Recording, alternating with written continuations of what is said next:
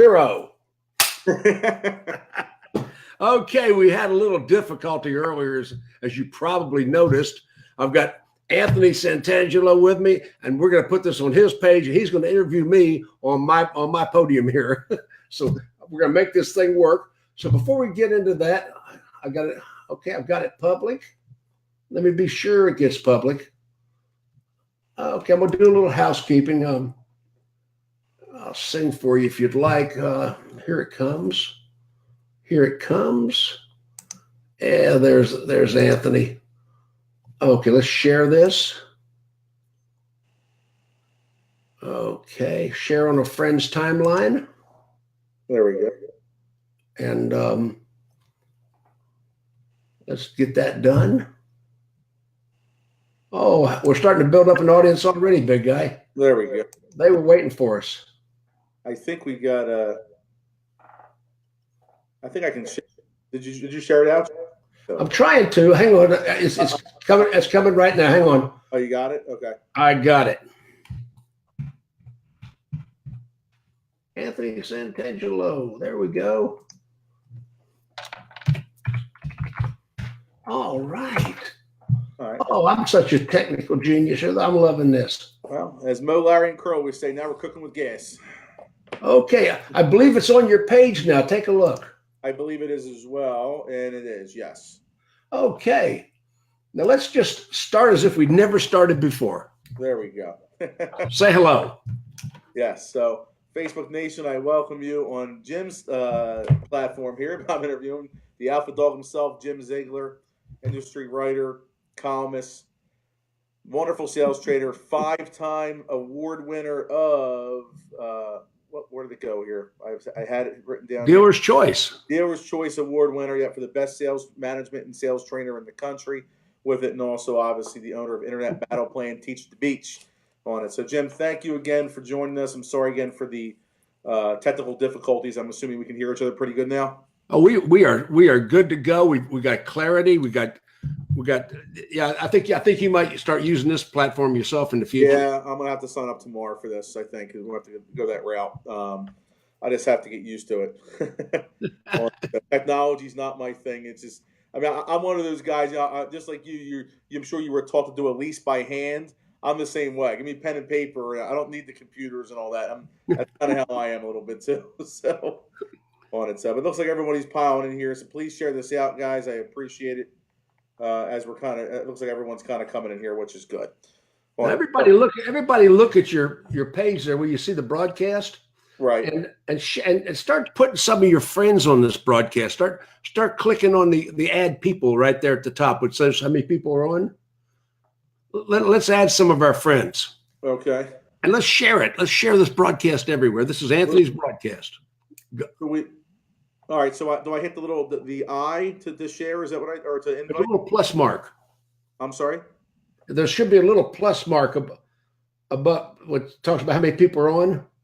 Yeah, I see that, and then I see the icon for the Be Live, and then I see an I. So what? I'm talking about on your own page. Oh, on my own page. Right. If you look, it shows how many people are watching the broadcast. Yes. You can add more people.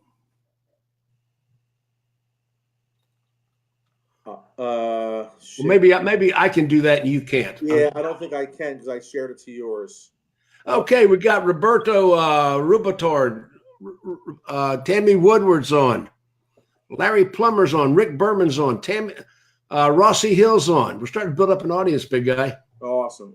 Yeah, I can't see who's on here since it's your platform. Maybe if I go to your. Well, why don't you watch it on your page? Oh no. Yeah, you can't do that. I'll tell you who's on. I say watch it on yours. Yeah. So, but yeah. Well, the questions will be for you here. So, all right. So you were saying that you grew up in the Navy. You're stationed in Jacksonville most of the time, and then you went to Memphis State and they threw you out, and then you went for 3 trades. And that's when I couldn't hear you at that point. So what were the 3? Okay. Well, what happened? My dad was in the Navy. We only traveled a little bit. He was mostly on cruises. He cruised 17 times. My dad was actually in the blockade of Cuba. Okay. I mean, he was on the USS Enterprise participating in the blockade of Cuba. So yeah, he was a real decorated. He was a chief petty officer, E9, senior chief of the entire Navy. So I grew up with the military, and when I got kicked out of Memphis State, which that's a whole story. I was a little wild child. So I went to the Naval Air Rework Facility, which was a U.S. Civil Service job. Okay. And I got an apprenticeship as a sheet metal mechanic, because all those aircraft were being shot up in Vietnam, and they're bringing them back on the ships. And we were working 7 days a week, 10 hours a day for a while there during the Vietnam War. I was making tremendous money. And at the end of that apprenticeship, 4 years, I got laid off, and I went back into another apprenticeship and became a heli arc welder. So now I've got 2 journeyman trades. And then I went back into another apprenticeship and became an airframes mechanic. And after 7 years, they laid me off again because Vietnam was winding down and Nixon was laying everybody off. And I couldn't pass the mathematical test for avionics, so I couldn't get back into the apprenticeship. Okay. So I've been a part-time DJ with WAPE, and I went full-time. And I had some of the best times of my life as a rock and roll DJ. You know, I was Dr. X, the big time radio celebrity. Dr. X, nice. Dr. X. You know, I was supposed to be an ex-wrestler turned DJ. Okay. Although I never really wrestled, but I was bench pressing over 400 pounds. So the wrestlers, I could pass for a wrestler, and the wrestlers loved the publicity. So the wrestling promoters went along with it that I was an ex-wrestler. Nice. And I was a bad guy. I get on the radio, and it was 7 to midnight. I said, I'd like to thank all you insignificant little people that made me the big celebrity that I am today. I've taken on this persona as a bad guy wrestler. And it was, it was funny. And Jay Thomas and I worked together a lot.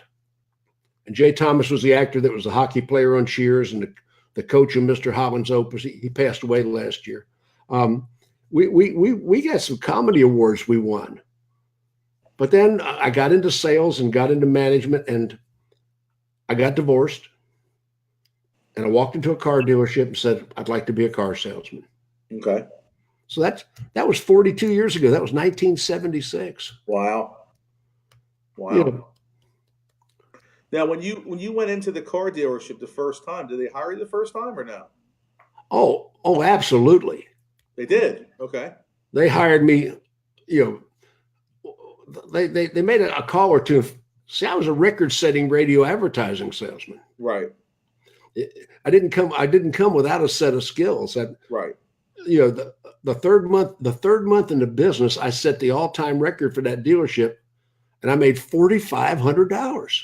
Wow. I had never made that kind of money in 1976. Right. As a radio executive. That was unheard of money. And this was in Jacksonville, Jim? In Jacksonville. It was a Coggin organization. Okay. Now, you know Bill Wittenmeyer. I've heard of him, yes. Yep. With E-Leads. Mm-hmm. Well, Bill Wittenmeyer's one of the partners of E-Leads, and he was also at the Coggin organization, and I was sort of legendary in that organization in the day. I knocked some balls out of the ballpark. That's all. So and how long were you actually as a salesperson before you moved into the box? Okay, so I was 1976 through 83. Okay. And I moved to Atlanta in the meantime. Okay. I left Jacksonville, moved to Atlanta, and I was working at Banner Ford when I met my wife Debbie. Okay. And like I say, she was an up. She was an up, right? You closed it? Yep. Put her in a ditch. I made 1982 Thunderbird Elan. Nice. $13,000 car. I think I made $3,200. Wow. And then I made all the payments. I was so mad. What are you gonna do, right? Well, you didn't know you do? Marry her or date her. So yeah, I've had quite a career, and I was the first F&I manager in the country. Oh, I became an F&I manager. Right. 83 became F&I manager then, right? Well, at the end of 82, 83, I became an F&I manager. I was dating Debbie, Mhm. and her parents had a problem with her marrying a car salesman. So I said, what if I was a manager? Okay. And well, that was sort of okay. So I went to the dealer and said, look, I got to be a manager. Okay. Yeah. So they sent me to F&I school, and it was kind of rough because that was in November and December. And I'm selling cars, and I know they're going to fire the F&I manager January 1st. Right. And I'm having to TO all my deals to him and look him in the eye. And There's a spot. Yeah, that's. you're dead meat, pal. I wasn't on vacation. I was in F&I school. I experienced that once myself. I knew I was taking a manager's spot, and I knew he was getting fired, and I couldn't say anything. It was definitely was uncomfortable. It definitely was. It was. Yeah. And about the third month in the industry, Tony DeGanchi was my service contract representative. He said, Jim, you could hit $1,000 a retail unit. I said, well so? Nobody's ever done it. In the world? In the world. Wow. So I consciously went after that number and broke that record.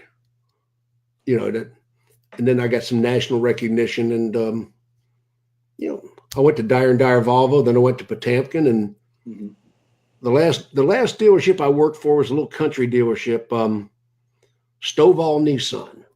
Okay. Out in the country. I worked there 3 months, and I think the dealer put his hand on the Bible.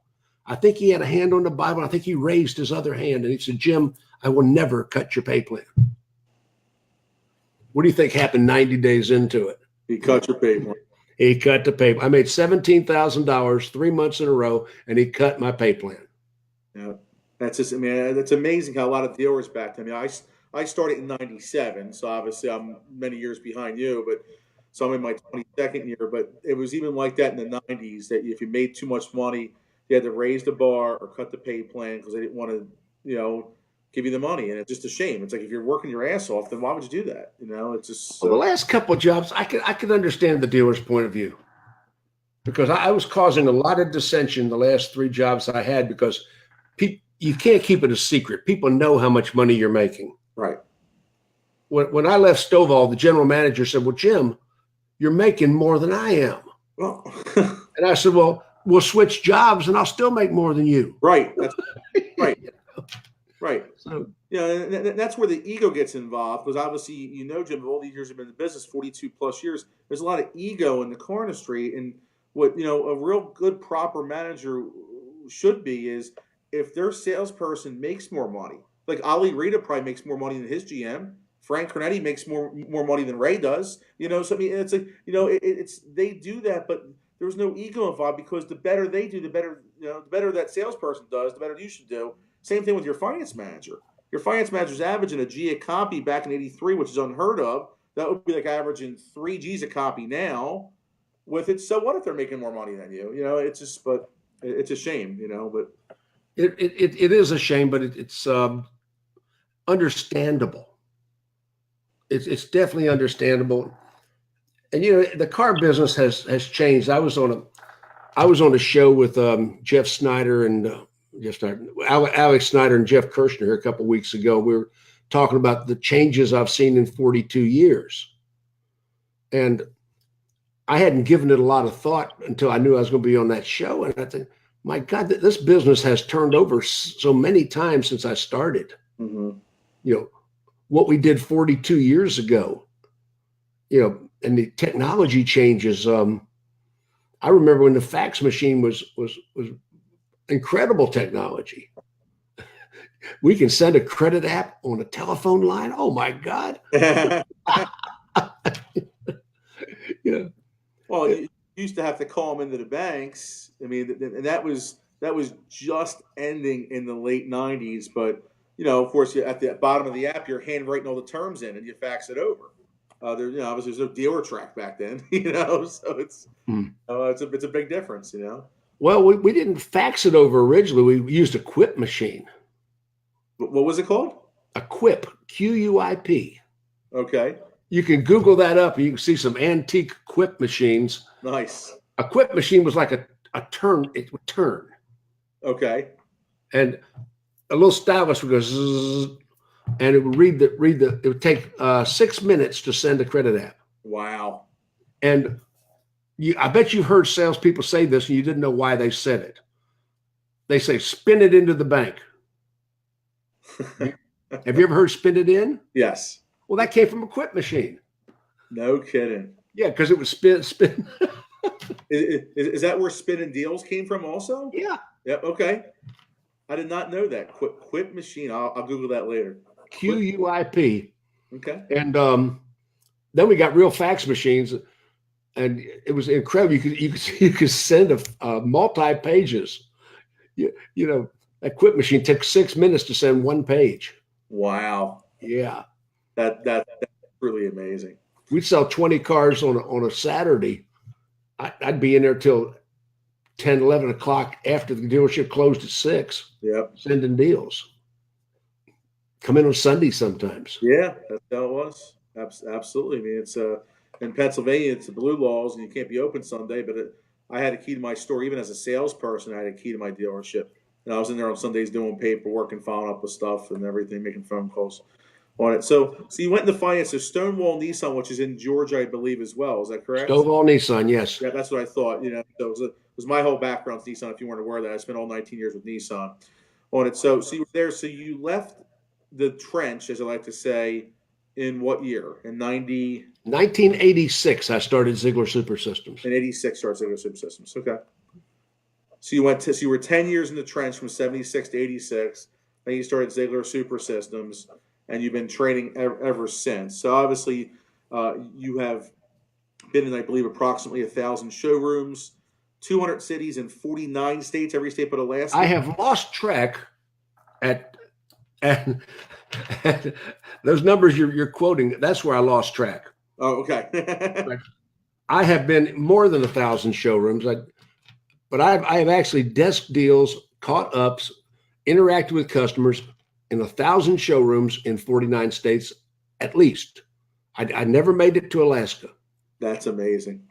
You know, that's I used to have a pin map in my office, and the pin map, like cities like New Orleans, had pins that big.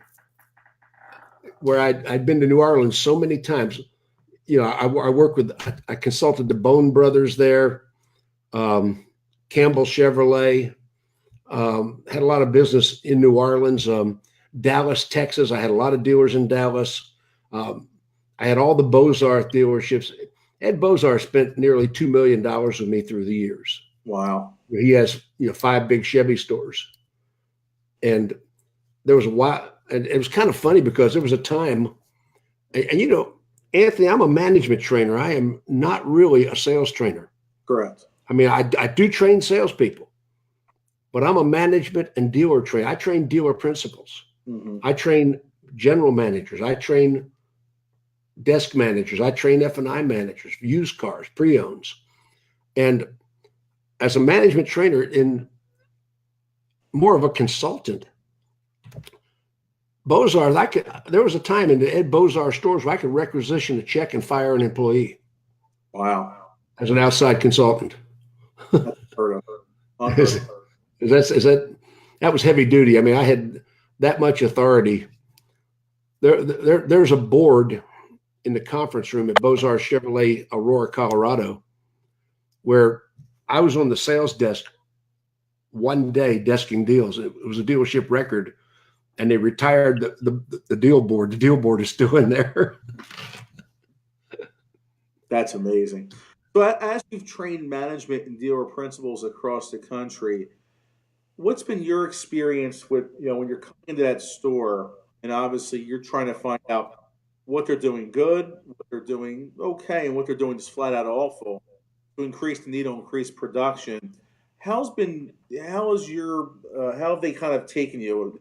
Have they accepted that? Have they been willing to listen and learn, or have you had people that have tried to push their egos up and didn't listen to you? Kind of, how's that been for you? Whenever I put a program in a dealership through the years, and I'm not doing that much anymore. I'm into the internet conferences now. Right. I don't want to travel 200 days a year anymore. Right. I did it for more than 30 years. But when I go in a dealership, there's a predictable stage.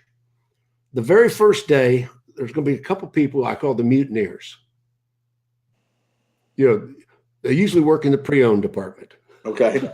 You know, you're going to have a couple people that I call the mutineers. They've already had their little closet meetings. They've told everybody this guy's coming in. As soon as he catches the plane, you know, the dealer's not going to do what he teaches. They've already got it all down pat. And I've got to put a permanent change in that dealership. I've got to make it sticky. Mm-hmm. I've got to be a snail crawling up a telephone pole. Mm. A snail goes up the pole 3 feet every day and slides back 2 feet at night. Mm. But it gained a foot. Every time I come, they're going to slide back, but they're not going to slide back to where they started. You follow what I'm saying? Yes, I do. Absolutely. Yeah, so the first day, the mutineers, one of them's going to act up. I tell the dealer, one of these men or women is going to deliberately blow a deal. Mm-hmm.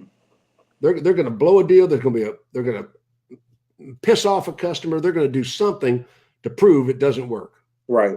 So just understand, one of these people, I don't know who it is going to blow up a deal.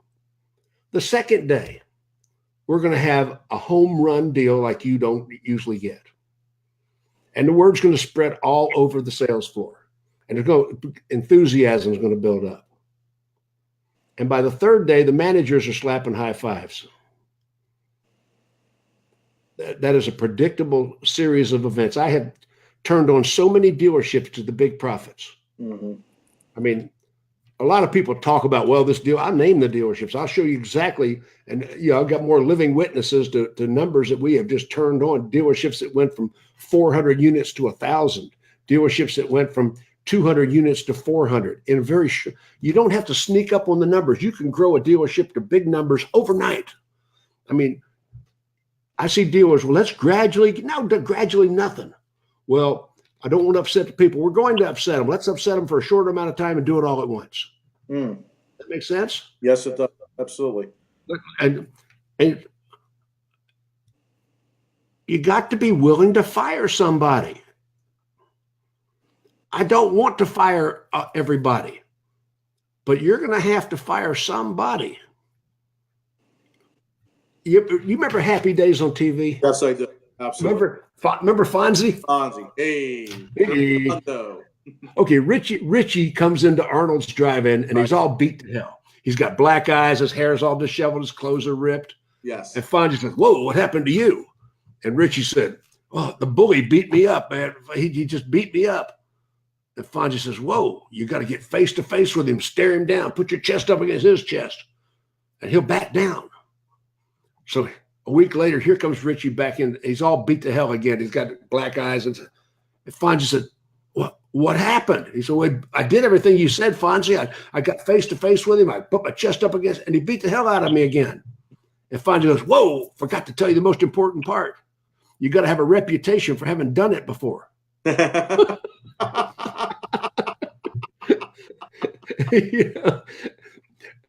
Do I have to fire everybody? No. Right. But I got a reputation of having done it before. Right.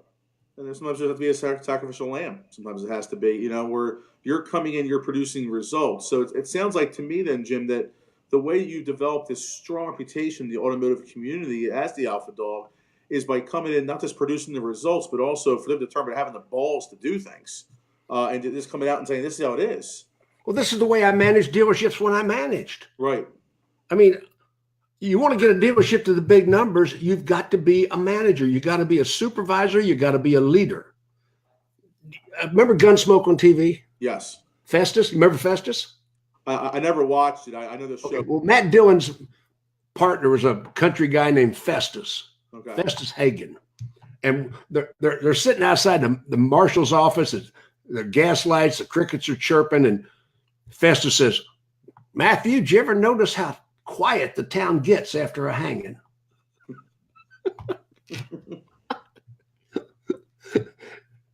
So the dealer basically gave you the authority to do these things because they trusted in you, that they knew what you were going to do was the best and move the needle. See, the difference is when I come in as a consultant, I come in with full authority equal to the general manager. If the dealer won't agree to that, I'm not coming. Okay. I'm a very expensive consultant. They're paying me $30,000-$40,000 for a couple of days in the dealership. Right. Plus first class travel. I don't fly in the back of no planes. Right. I don't even know what happens back there. I looked in the back of a plane one time, and people were like 6 seats across, groveling for peanuts. It looked like a prison car. I said, I'm not going back there ever. I don't fly in the back of no planes. I don't have a Grant Cardone jet, but I ain't flying in the back of no planes. Exactly. So it sounds like you said a good point, and Mark Tewart said a similar point last week as he was the guest on my show about, you kind of talk to the dealer ahead of time before they come out, and you kind of set the precedence. This is what we're going to do. You're investing X amount of dollars in me. Here's the game plan. And if they're not on board, you just say, okay, I'm not coming. Well, throughout my career, I'm booked as much as I want to be booked. Right. I never had to. Right now, I'm not doing it. But if I announced I was doing it, I could be booked 300 days a year right now at $10,000 a day. Exactly. And I don't want to do that anymore. I could have retired a long time ago. Right, but you love doing what you're doing. That's why you keep doing it. Well, I'm leaving a legacy right now. I have helped a lot of people. And I've helped a lot of people selflessly. I don't need a reward. And I've helped people in their careers. There are people who are dealer principals now. Mm-hmm. One of my best friends, Rusty Gentry, just retired as a Toyota dealer. He was my first employee 35 years ago. In Jacksonville or in Atlanta? No, in Texas. In Texas, okay. Yeah, he just retired as a Toyota dealer, and he was my first employee. He was my sales trainer when I was in the same business you're in. I was recruiting salespeople and selling them dealerships. That's actually one of our first profit centers was recruiting. Right? Yeah, and I did the first F&I school. I had 17 attendees. Okay. Only 2 of them paid. 15 of them were friends of mine to make the other 2 think it was worthwhile. Wow. And I needed photo ops because I wanted to put out newsletters, and I needed 17 people in the photos. Mm-hmm. So I had a bunch of my friends in my 2-day F&I seminar at no charge to make the 2 that paid feel it was a valuable course. And that was your first workshop, and so that was back in '86, Jim. It was in '86. It was a Sheraton at North Lake in Atlanta. In Atlanta, because I just hosted my first workshop this past Sunday. I did it with my friend Everald Reed, who's still in the trench. He works at Lexus of Oakville in Toronto, Canada, and we had a total of 25 people. That included both Everald and I as well. With that, and I comped a couple people to come. With that. So, but that was our first one that we did with it. So you only had 17 people, and only had 2 people pay. So it makes me feel a little better. Well, it did, but within a year, we were getting 100 people. I got a contract, 3 contracts with Ford Motor Company. Mm-hmm. The first year I was in business. Okay. And we made $1 million our first year out. Wow. We had one of the deals I had with Ford Motor Company was the minority program. They had made an agreement with Jesse Jackson and the Rainbow Coalition that they would have 300 minority-owned dealerships, and they didn't have anybody to train. And I had to teach dealers how to go to the auction. Because most of the dealers that were in that program were former general managers, general sales managers, and it wasn't a charity program. They were heavily invested. They were all in. All their chips were on the table. Right. So I took a heavy responsibility to be sure these guys and women were successful, and that was a big part of the money I got from Ford. But like I said, we made $1 million our first year. I was on Ford videos. I was the F&I school for Ford ESP service contract. I was going around doing F&I schools for Ford service contracts. And I was on the Ford ESP service contract videos. So wow. that's how we launched the company. You hit the ground running right away in your first year. It sounds like We really did. Because you're really fortunate with having the agreement with Ford, which is good stuff there. So you started doing that. You started upholding your reputation, providing the results and everything. So now, when did you transition with Battle Plan? When was your first Battle Plan again? The first Battle Plan was 2007, 6. Okay. It was me and David Kane and Daryl Haygood and J.C. Hurst. Okay. And then the second Battle Plan was with Sean Bradley. Okay. And then I stopped partnering with anybody after that and just did them myself. Mm-hmm. And then the internet battle plans were up to Battle Plan 25. It's coming up in March. Yep. 20 speakers, 20 sponsors, 200 attendees. And I just did something really cool. I lowered the price, early bird sign up on the website right now, $250. Wow. Yeah. Dealer principals and general managers attend at no charge. Yes. I have the best internet conference for results. Nobody's going to even touch what I'm doing here. Debbie Ziegler and I have done this. That reputation of Internet Battle Plan, it's internetbattleplan.com, internetbattleplan.com. It's, if you want to see what we're doing, we've got half the speakers up there already, but it's internetbattleplan.com. There it is on the screen. There we go. Awesome. Yeah, internetbattleplan.com. And that's in Clearwater, Florida, right, Jim? That's the beauty. March 4th and 5th. My northern friends, are, you included, you might be under 3 feet of snow, and we're going to be out there on the beach. Teach at the Beach Part 4, Marriott Sand Key, Clearwater. I've got a cocktail reception the first night outside with a live band. Nice. And when Miss Debbie, my wife, does a cocktail reception, we're not going to give you one or two stinking tickets. We have an open bar. And I probably, since I don't drink alcohol at all, so I probably could go and sell those open bar tickets, somehow. I don't drink alcohol anymore. Don't drink it any less, but that's like that thing. I told somebody the other day, I said, I'm a vegan, except when I eat meat. You're a vegan, but what was the last part again? Except when I eat meat. What do you mean? My joke's always been, if Welch's grape juice and Dr. Pepper was alcohol, I'd be serving a lifetime sentence for DUIs. That's always, it's been, because obviously, unfortunately, there's a lot of DUIs in our industry. Unfortunately, that's why demos got taken away 10 plus years ago with it. So, but I never drank. I consumed like 6 ounces of alcohol ever on it. So, but that's the Welch's grape juice, Dr. Pepper is my drinks of choice. I am drinking apple juice tonight though, so I'm a little different tonight. So I learned to drink straight vodka from one of my Russian salespeople, Vladimir Nikishin.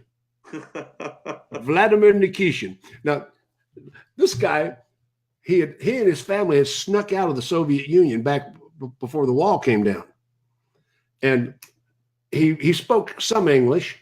Vladimir Nikishin. And he would walk up to a customer, stick his hand out and say, "Hi, my name is Val. How you go? How you go? How you go?" Interesting greeting. It was imperative that I be salesman of the month. It was December. I knew I was going to be the F&I manager January 1st. Right. And I'd only been at that dealership 2 months. I really had to show these guys who I was. Okay. There was an ego thing. I had to be salesman of the month. Right. I know. I get it. Yep. And Val was a good salesman. Vladimir Nikishin, he could sell cars. He didn't speak good English, but he could sell cars. And it's cold. It's the coldest winter we ever had in Atlanta.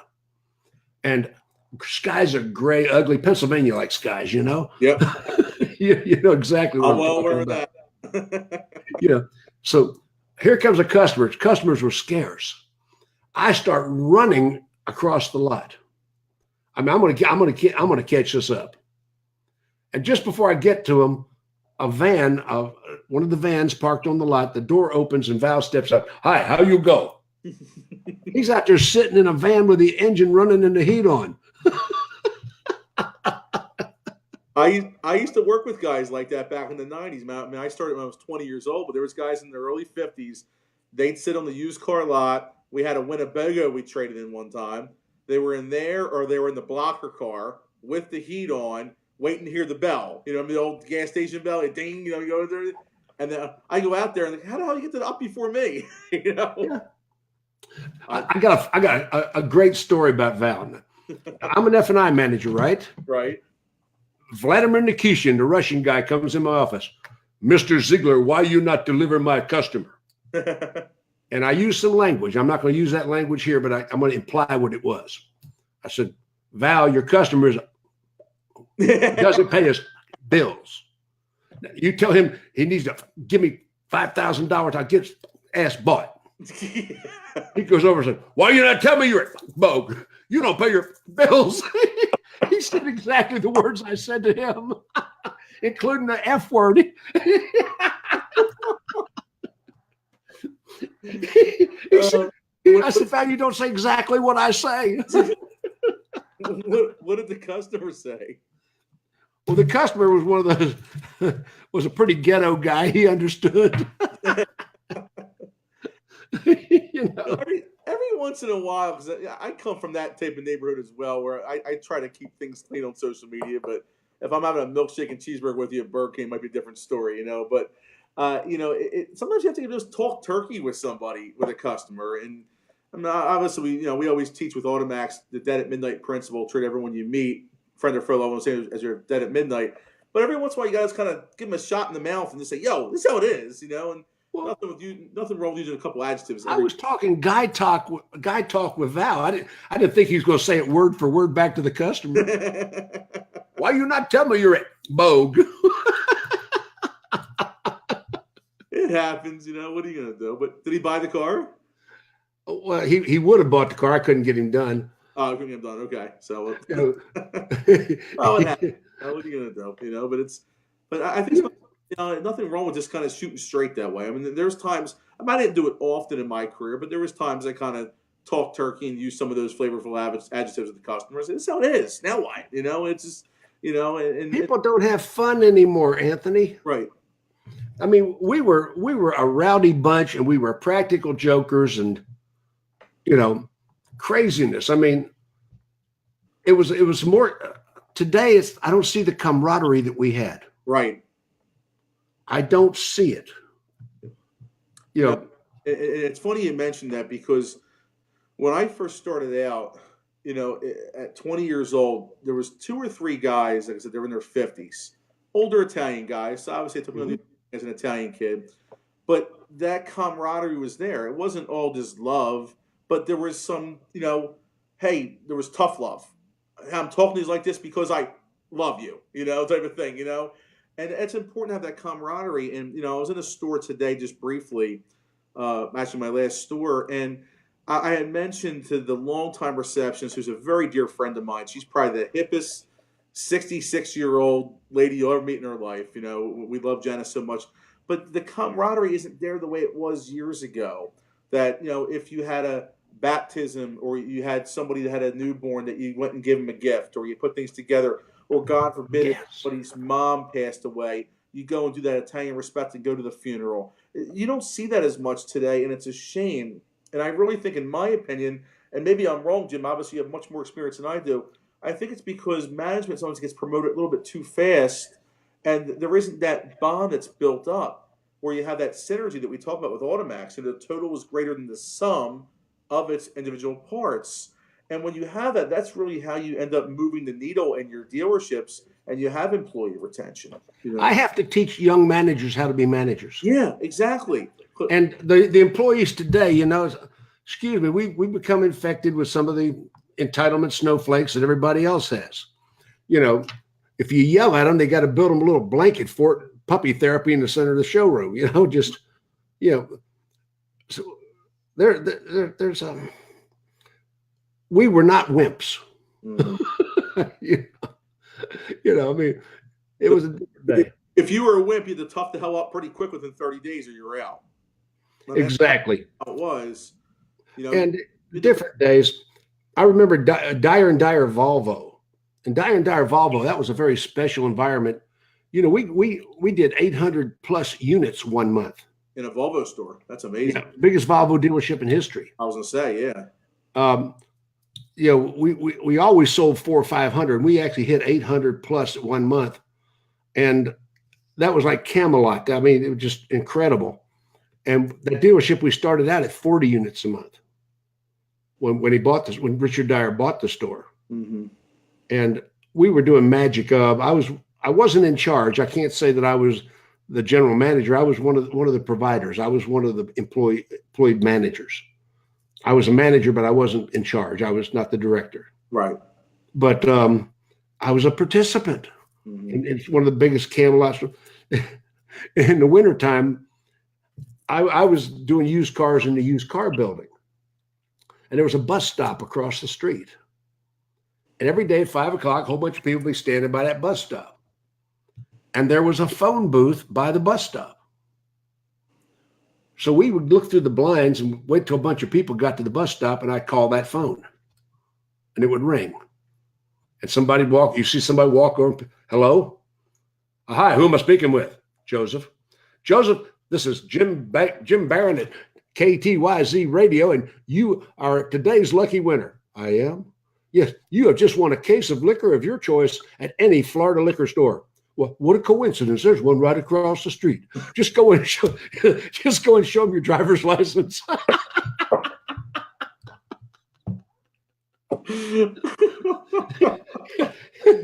What a coincidence. There's one right across the street.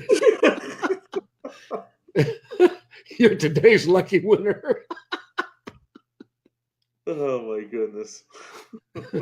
Years later, I went in that liquor store, and the guy that owned it was there.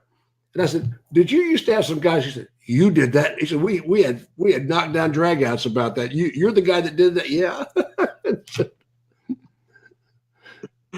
I'm sure he had some flavorful words to say to you after that. he was laughing by that time. It was years later, but if I'd have got him while it was happening, I'm sure I got some different reaction. It's definitely important to have fun. Sometimes things get taken a little too far, but like I saw somebody post something 3 months ago on social media that they sent the rookie out to 3 different stores and go in there and ask for a lot stretcher. No. Yeah. And I wasn't a fan of that. I thought that was taking it too far. I did something similar, but not like that. Right. I mean, I think that's just hazing and wrong and inappropriate. And I put my comments on that, and I said I think it's totally out of line, with that. So there's got to be a fine balance between joking and just being a downright, prick to somebody. I think you're going to get down on what I'm about to tell you because I did this, and I'm going to admit it. I had a new salesman come up to me at McNamara Pontiac, and he says, what's the curb weight on a Bonneville? I said, well, you have to weigh it. How do you do that? You go back and put it on a lift, and the lift will tell you how much the Bonneville weighs. He dropped the car off the lift. Oh, God. Yeah. If I hadn't been an invaluable salesman, I'd have been gone. Dennis McNamara was so mad. Yeah, I don't blame him. He had to weigh it. And that guy became a pretty successful salesman. And the last time I heard of him was about 15 years ago. They were still calling him curb weight. No kidding. Yeah, he took the nickname curb weight his whole career. Well, sometimes nicknames stick with you. I mean, there's salespeople today. They still have my number in their phone as Fat Tangelo. So they still have it there. And I think it's funny. I mean, I have a longtime colleague of mine. His name's John Shields, and he used to tell people he used to tell my customers, Anthony never met a cheeseburger he didn't like. So and I laughed at those things. It didn't bother me at all. There's only 2 ways you can offend me. If you question my integrity or my work ethic, we're going outside. Skinny people are lazy. Right. Skinny people are lazy. Do you know how much work it takes to be this way? Yeah, it does. You know why? Because the reason why I got so fat was doing all hack tricks, and you do 3 deals in a day. You make 2 G's in a day, and you call up Sullivan's Steakhouse and say, "Oh, you're closed at 10. It's 9:45. Do me a favor, stay late for me. I'll give you a big tip." "Okay, we will, Aunt." And you go out there and you order this big porterhouse steak, at 10 o'clock at night, 11 o'clock at night. So I got fat. So. How many times have I sat on a sales desk eating a burger while I'm penciling a deal? Yes, right. Right. Drinking a Coke. It's just. Somebody the other day asked me, what's a pay plan for BDC? I said, minimum wage and free pizza. That was always like that. I was a big offender of that. I always ate at my desk in the showroom. People got upset at me. I'm like, listen, I'm making phone calls in between bites of my stromboli. It's just, or my cheesesteak, whatever it is, it's just, but there's a certain work ethic to get there. And obviously it is better to be healthier. And I have lost some weight. I need to lose more, but to have that good old fashioned work ethic that you didn't have a problem working till 11 o'clock at night, getting things done, and you were still in at 8:30 the next morning. You didn't call out because you drank too much at the Eagles game the night before. No. Those things aren't there today, and you have to make adjustments to that, but it gets difficult. And I guess one of my questions for you is, today, if you were to come into a dealership, and let's just say, for example, you had a longtime owner call you, and they begged you to come out of the trench and to work and be a GM. And they said, we need you for 6 months, and they gave you a 6-month guarantee, blah, blah, blah. Now you're a GM, and now you're dealing with salespeople that, you can't blow their hair dry anymore. You have to be able to treat them differently. Like, how would you make that adjustment now as an OG, so to speak, today, and how would you do that? I wrote an article in Auto Dealer magazine a couple months ago. It's the most read article they've had in over a decade. Okay. Called 50 Things a General Manager Must Do Every Week. Okay. There are so many things I would do if I was a general manager. See, car sales today is not selling. Car sales today is marketing. Mm-hmm. The selling part is usually already done by the time they hit the showroom. Right. They know what they want. Right. Right. Phone skills, appointment skills are more important today than on the lot word tracks. Mm-hmm. If you follow what I'm saying. I do. 100%. I 100% agree with you. The website's the showroom. Google's the weapon. The telephone is the axe. Pick me up. I make you money. Mm-hmm. And I'm going to hold salespeople accountable, and I'm going to get an agreement with HR about what I can do and can't do. Mm-hmm. And I have an agreement with the dealer about what I can do and can't do. And like I say, not everybody's going to survive the cut because I'm demanding. I have no shades of gray. I put a process in. I expect that process to be handled. That's right. Right. And amazingly enough, salespeople get motivated by discipline. Mm-hmm. When I was a manager, I had salespeople that would follow me anywhere, but I was a tough manager. I was hard. I was a hard manager, but they gave me testimonials about how much money they were making. You see, the way you motivate a salesperson is not with money. You motivate a salesperson with the quality of their life. Mm-hmm. One of my biggest meetings is, don't tell me how much money you made. Don't tell me how many you got out. I don't care how many you got out. What quality of life did you bring home to your family? Mm. Do you want a bigger house than you now live in? You want a nicer car than you now drive? You want fine jewelry? You want vacations? You want retirement into your old age? You want security? You want education? Why do you do this?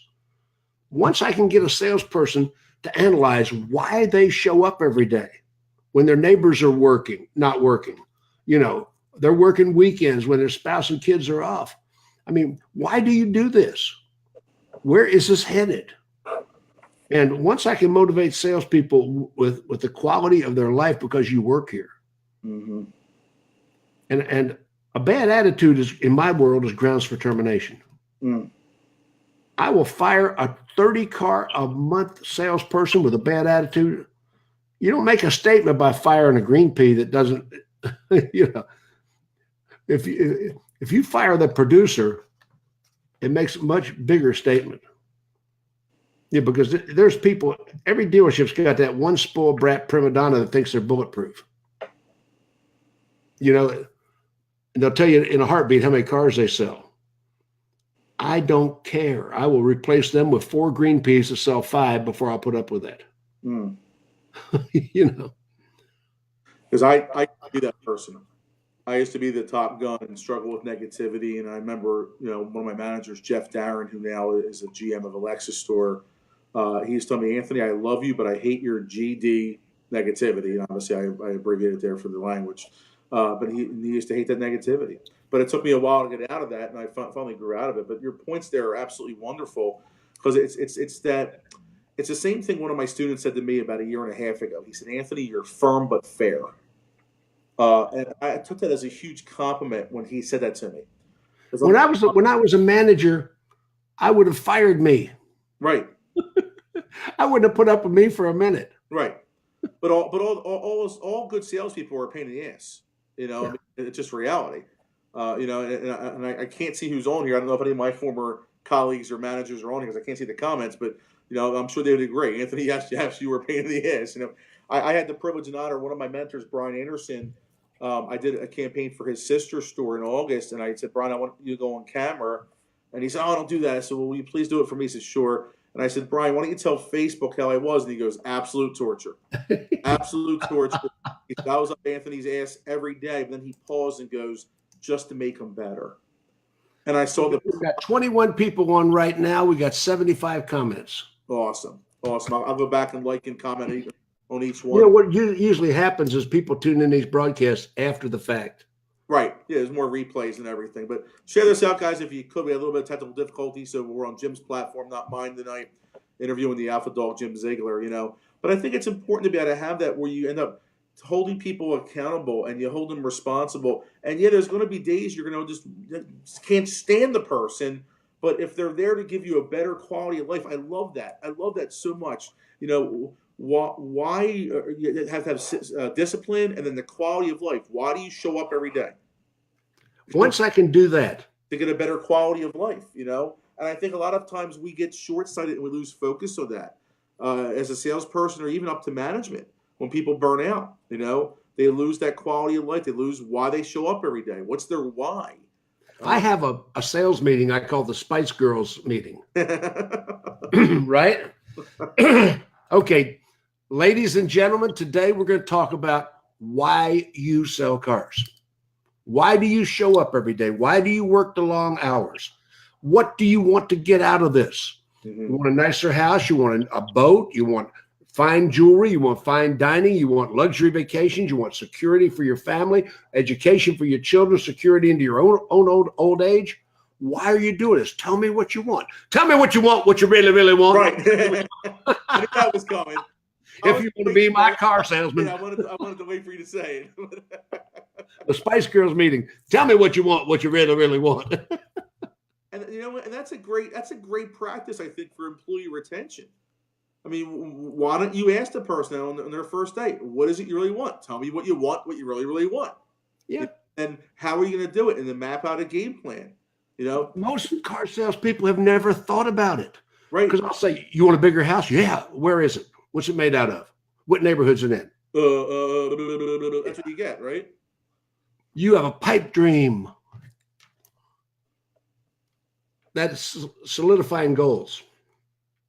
My job is to cause you to be a success. That's my job as a manager.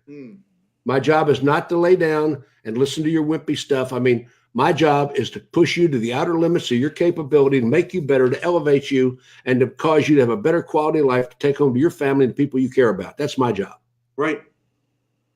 And I think a lot of times what happens is management will try to do that and lay the law down and talk turkey and all that, but they don't let the salesperson know the motivation behind it. They don't motivate the salespeople, and I go into dealerships and managers don't know how much their people made. Right, which is crazy. How much does that person make? Well, I don't know. They're not the top of the board. How much they make? And I want to have a counseling session with every salesperson on the 15th of the month. Yes. Yes. Because we traditionally sell 2/3 of the units on the second half. Mm-hmm. And nobody has ever successfully broken that pattern. That's the way money flows through the U.S. economy. Yes. So 2/3 of the cars are sold after the 15th. So if I've got a salesperson that's not 1/3 of the way toward their goal by the 15th, I got a problem. Right. You know, that time commitment necessary to have a come to Jesus meeting with him or her and find out what's going on, because probably it's a struggle outside the walls of the dealership they're bringing in inside the walls of the dealership. And a lot of times they don't do that because the young managers don't get it, because they were promoted before they even went through a 3-year lease cycle for a customer. And that's why I'm not a big fan of people getting promoted so fast. no. You know, I'm just not a fan of it. What's the biggest reason deals are blown? By people. I've got something I'm going to say to you, and I think you're going to agree with it, because you come up with a million different answers to that question. Mm-hmm. What is the number one reason deals are blown? I believe it's fear of the money.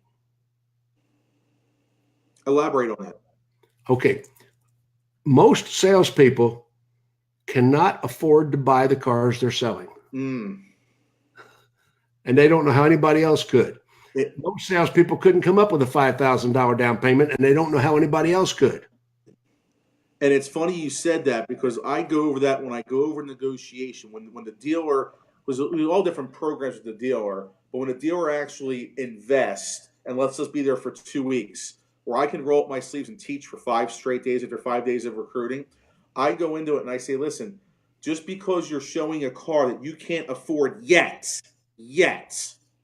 it doesn't mean that they can't afford it. And because you're showing that vehicle that you think you're well above, you better show that vehicle like you're showing a $100,000 car. In 2005, I called the president of Ford, who was Jim O'Connor at the time. And I said, my son Zachary is about to turn 16, and I want to buy him a new Mustang GT. Now, this is when they changed the body style to the retro body style. Okay. 2005. Yep. I want to buy my son Zachary a Mustang GT for his 16th birthday. So Jim O'Connor had one built specially for us, and $30,000 car, and for my 16-year-old. So I was still working with the minority program at the time. So I had one of my minority dealers in Augusta, Georgia, had this car shipped there. I was living in Atlanta, so it was about 60 miles, but I had it delivered to one of my minority dealers that I was working with. About 3 days before the car shows up, I get a call from the F&I manager. He said, Mr. Ziegler, your Mustang's going to arrive. How do you intend to pay for it? I said, well, I can pay cash. I can put half down. Depends on what your interest rates are. I don't care. Right. He said, well, I've got some really good rates. We're approaching 0%. I said, okay, well, I'll finance it. I'm going to put down $10,000. So don't worry. I don't need GAP or anything like that. But I do want a Ford ESP service contract, a premium service contract. Give me a 6-year, 7-year, 100,000-mile service contract. Right. He said, Mr. Ziegler, now, how many miles do you drive? I said, excuse me? He said, well, yeah, that's a pretty expensive service contract. I can probably save you some money. Unbelievable. I said, son, how much is that service contract? He said, well, the dealer told me not to make a whole lot of money on you. He told me, I said, how much is the service contract? He said, Mr. Ziegler, it's $1,800. I said, son, that's not even a blackjack chip to me. Right. I said, you just blew it. You're so afraid to ask me forthrightly. When I was in F&I, I'd tell a customer, well, how much is that service contract, Mr. Ziegler? Well, it's $38 a month, including your payment. How much is that? Well, sir, it's $1,800. Right. That's pretty expensive. Yes, it is. I never was afraid of the money. I was afraid of the money, but I never let the customer see it. That's exactly right.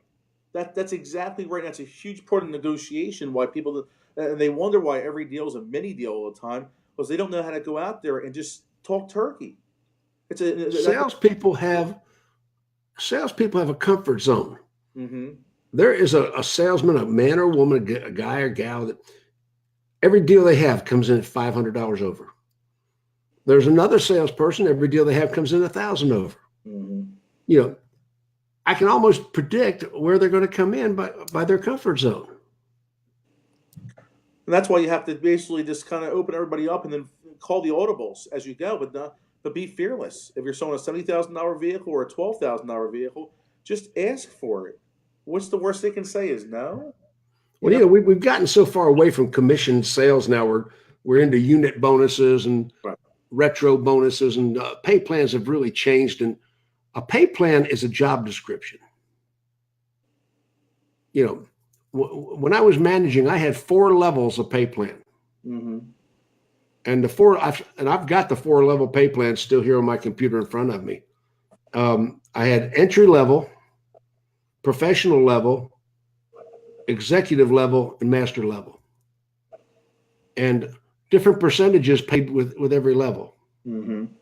And not only that, but the master level salesperson had a full-time secretary as part of their pay plan, which is usually a 25, 30 unit a month salesperson. Right. And to stay at their level, they had to hit it 2 out of every 3 months, or they would go back to the previous level. Right. You talk about a motivated pay plan. The dealer couldn't get one themselves, but the master level had a demo. Mm. See, that's good stuff. But most dealers think they're short-sighted. They step on pennies to save dollars to save pennies, and they won't do something like that. No. You know, I mean, it's just a shame. You know, but that's a great thing. That's a great motivator that you're doing that. I wish I had a secretary as a salesperson. Oh, I'm telling you. I would have sold more cars. You know, Exactly. And there was a lot of months I earned it. But, oh, no, we can't afford that for you. No, you have to wait because we only have one finance manager. The other one's on vacation, so we're not going to spin the deal for you. Well, give it to me. I'll spin it. Well, no, you can't do that. Then you sit and babysit the customer for 2 hours. Your CSI suffers, and then all of a sudden it's like, I can be making 50 phone calls for you guys. You guys are – Matthew Kelly just said Jim O'Connor is the man. That's awesome. Yeah. Jim O'Connor is a very good friend of mine. Retired vice president, was the president. He was the president for it at one time. Boy, there's a lot of comments coming in on the sidelines. You looking at some of them? Yeah, I can't see them because my laptop battery died. So and I can't see it on my phone because I'm on your platform, not mine. So I can't see the comments, which is kind of. So I like to comment on it when it's here on it. So actually, you know what, Jim? Why don't you keep talking? I'm going to go grab my cord real quick. Just keep talking. Yeah, go get your cord. Well, what can I do while Anthony's gone? I could sing some Johnny Cash. I'll keep a close watch on this heart of mine. I'll keep my eyes wide open all the time. I'll keep the ends out for the ties that bind because no, don't need that. Okay. Let's see who's on the sidelines here. Travis Flaherty. Jennifer O'Brien Martinez. Hi, Jim, she says. Oh man, we got some people here. Oh man, Trendy Trend is on. Hey Trendy, how you going? Yeah. He works down in Orlando, Jim. Carl Madonna. Carl is one of my better friends, a super salesman. Yeah. Carl Madonna's on. Melissa Skinner, Tammy Woodard, Ramona Marquez. Hey Ramona. Anthony Santangelo's on. Yeah. Scott Hansen, Chip Koblish. McLean Bergeron's on. Bergeron out of New Orleans. Tammy Jo Taylor, Michael DeFlippis, Jody Atkins. Hey, Jody. Harold Costamayer. Hey, Uncle Mike. Oh, okay. Michael Vitello. Hey, got a lot of your Italian buddies on here today. Yeah. Oh, yeah. Ernie Kasparez. Jody's our controller, Jim. She's our peanut butter and jelly of Automax, I call her. And she's okay, we got Ernie Kasparez. Hey, Ernie. Laura Saba Bergman. Yep, that's my girl Laura. I'll see her tomorrow. I know Joanna Weber. Hi, Joanna. Yeah. Hey, Joanna. Okay, we got Bob Ernestus, Richard Provenzano. I hope I'm doing these names justice. Rossi and Hill, Ronnie Gomez, Tina Bolin. Yeah. Anthony Algona dropped in. What's up, Double A? What's going on, buddy? Troy Donovan. Yeah, That's a good crowd. Those are people that are on right now. Your buddies, some of my buddies in there. It's good stuff. Well, I hear my dog barking. I think I need to take her out, big guy. Man, we've been kicking it for an hour and a half. We've done well. Unbelievable. Well, Jim, thank you so much. I really appreciate it. Everyone that put comments in there, I'm going to go back and take care of that tonight for you as well. Again, apologize for the technical difficulties. Jim, just as wrapping up here, again, two things. That the last thing we do is just promote Internet Battle Plan again. But before you do that, just to kind of take a couple takeaways here. You know, when it comes to employee retention, you know, what do you feel? You had some great nuggets said earlier. What would you feel would be the right thing for the dealer principal to do if they're, you know, looking to bring a recruiting company in and they're looking to get training and everything? What do you feel is the main things they should focus on? Well, first of all, they got to receive the employees. And Craig was talking about this earlier. Mm-hmm. There's got to be an ongoing training program beyond you. Yes. You know, when Lynn Hickey Dodge was the #1 dealership in the world, you know, they sold 2,817 retail units in 1994 in 1 month, set the Guinness Book of Records. And I was pleased that I was able to do some training in that dealership. I can't take credit for the units. They did it before they met me. But they had constant and ongoing training for their salespeople, meaningful training, you know, and it is our duty to make these people successful. Mm-hmm. And be sure we hire the right people with the right aptitudes. And then beyond that, we got to be sure that they succeed. And I will not allow an existing salesperson to ruin a new salesperson. Mm. Because there are salespeople that do that. Yes. Okay. You know, and once again, as a manager, that's my mindset.